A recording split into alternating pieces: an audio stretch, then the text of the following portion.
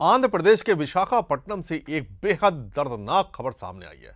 Visakhapatnam steel plant में आज एक भीषण औद्योगिक हादसे में 8 मजदूरों की मौत हो गई, जबकि कई गंभीर रूप से घायल हैं।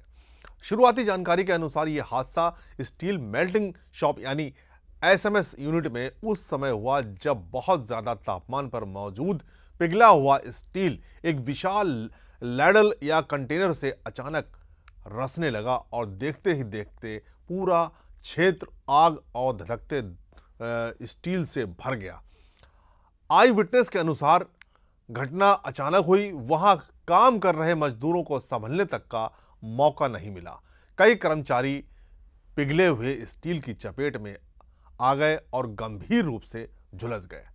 हादसे के तुरंत बाद प्लांट में अफरा तफरी मच गई और राहत एवं बचाव कार्य शुरू किया गया। बताया जा रहा है कि दुर्घटना एसएमएस 2 और एसटीसी 3 हीट फैसिलिटी के आसपास हुई, जहां क्रेन के माध्यम से बहुत गर्म पिघले हुए स्टील को एक जगह से दूसरी जगह पर ले जाया जा रहा था। इसी दौरान लैडल या उससे जुड़ा सिस्टम अचानक क्षतिग्रस्त हो सकता है, जिसके कारण हजारों डिग्री तापमान वाला पिघला हुआ मेटल बाहर फैल गया। कुछ रिपोर्टों में यह भी कहा गया है कि लैडल में विस्फोट जैसी स्थिति हुई, जबकि रिपोर्टों के अनुसार कंटेनर उससे जुड़े बकेट के टूट जाने से यह हादसा हुआ। अधिकारियों ने साफ किया है कि वास्तविक कारणों का पता लगाने के लिए जांच शुरू कर दी गई है। घटना की सूचना मिलते ही पुलिस, अग्निशमन विभाग, आपदा राहत दल और प्लांट प्रबंधन के वरिष्ठ अधिकारी मौके पर पहुंच गए। घायल कर्मचारियों को तत्काल अस्पतालों में भर्ती कराया गया, जहां उनका उपचार जारी है। कुछ घायलों की हालत गंभीर बताई जा रही है। राहत दलों ने कई घंटों तक अभियान चलाकर प्रभावित क्षेत्र को सुरक्षित बनाया और वहां फंसे कर्मचारियों को बाहर निकाला।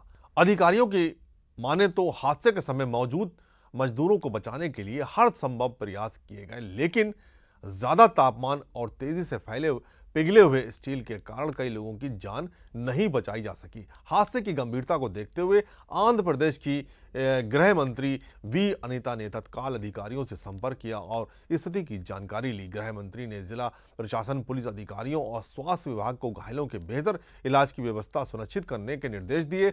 बाद में वो स्वयं दुर्घटना स्थल पहुंची और वहां चल रहे राहत कार्यों की समीक्षा की। विशाखापट्टनम के पुलिस कमिश्नर भी मौजूद रहे। अधिकारियों ने प्रभावित परिवारों को हर संभव सहायता का भरोसा दिया है।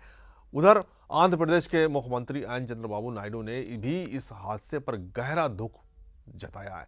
मुख्यमंत्री ने वरिष्ठ अधिकारियों से रिपोर्ट मांगी और सभी विभागों को समन्वय बनाकर राहत एवं बचाव कार्य तेज करने के निर्देश दिए हैं।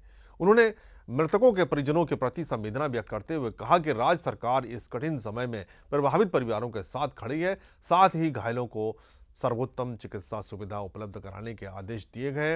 एक्सपर्ट का मानना है कि इस प्रकार के स्टील संयंत्रों में सुरक्षा मानकों का पालन अत्यंत महत्वपूर्ण होता है, क्योंकि यहां लगभग 1500 से 1600 डिग्री सेल्सियस तापमान तक का पिघला हुआ धातु संभाला जाता है। ऐसे में किसी भी तकनीकी खराबी, उपकरण विफलता या सुरक्षा चूक के गंभीर रिजल्ट सामने आ सकते हैं। यही कारण है कि इस दुर्घटना ने एक बार फिर देश के भारी उद्योगों में सुरक्षा व्यवस्था और कार्यस्थल सुरक्षा मानकों पर गंभीर सवाल खड़े कर दिए हैं। फिलहाल प्लांट के प्रभावित हिस्से को सील कर दिया गया है और तकनीकी विशेषज्ञों की टीम घटनास्थल का निरीक्षण कर रही है। जांच में यह पता लगाने का प्रयास किया जा रहा है कि आखिर लैडल या कंटेनर में खराबी कैसे आई, सुरक्षा प्रणालियां उस समय किस स्थिति में थीं और क्या हादसे को रोका जा सकता था। जांच रिपोर्ट आने के बाद ही दुर्घटना के वास्तविक कारणों का खुलासा हो सकेगा। इस बीच मृतक मजदूरों के परिवारों में मातम पसरा हुआ है। परिजनों का रो रो कर बुरा हाल है और वे हादसे की निष्पक्ष जांच तथा दोषियों के खिलाफ कड़ी कार्रवाई की मांग कर रहे हैं।